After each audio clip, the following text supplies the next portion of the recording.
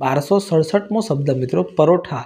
પરોઠાને અંગ્રેજીમાં શું કહીશું? તો પરોઠાને અંગ્રેજીમાં કહીશું fried leaven bread. Fried FRIED fried LEAVEN leaven bread BREAD bread. Fried leaven bread मतलब કે પરોઠા। 1268મો શબ્દ મિત્રો પવનમાં સરકવું। તો પવનમાં સરકવું અંગ્રેજીમાં શું કહીશું? તો પવનમાં સરકવું અંગ્રેજીમાં કહીશું to wind surf. TO2WIND wind SURF to wind surf मतलब કે પવનમાં સરકવું। 1269મો શબ્દ મિત્રો પાઉં। પાઉંને અંગ્રેજીમાં શું કહેવાય? તો પાઉંને અંગ્રેજીમાં કહીશું બ્રેડ BREAD બ્રેડ मतलब કે પાઉં। 1270મો શબ્દ મિત્રો પાકવું।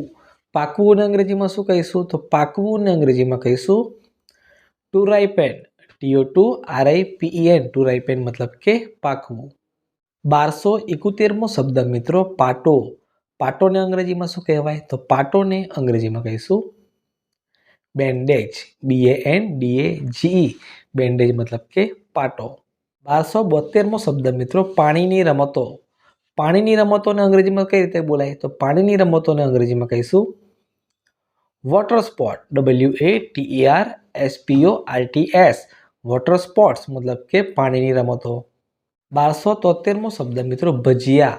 ભજીયાને અંગ્રેજીમાં શું કહેવાય? તો ભજીયાને અંગ્રેજીમાં કહીશું savoury dish SAVOURY savoury dish DISH dish मतलब કે ભજીયા।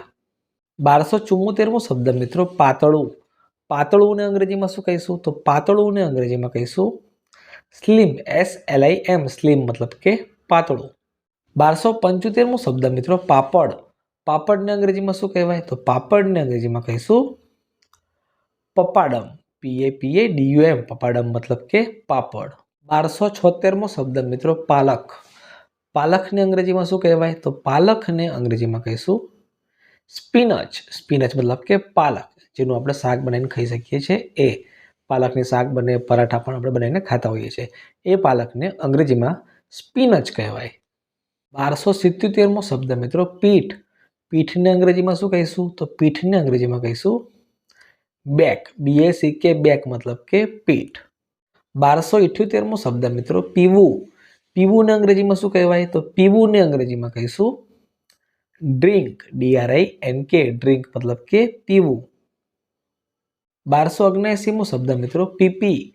પીપીને અંગ્રેજીમાં શું કહેવાય? તો પીપીને અંગ્રેજીમાં કહીશું સ્વીટ SWEET સ્વીટ मतलब કે પીપી। 1280મો શબ્દ મિત્રો પીરસવું। પીરસવું અંગ્રેજીમાં શું કહેવાય? તો પીરસવુંને અંગ્રેજીમાં કહીશું સર્વ ફૂડ SERV સર્વ FOOD ફૂડ સર્વ ફૂડ मतलब કે પીરસવું। 1281મો શબ્દ મિત્રો પીવું।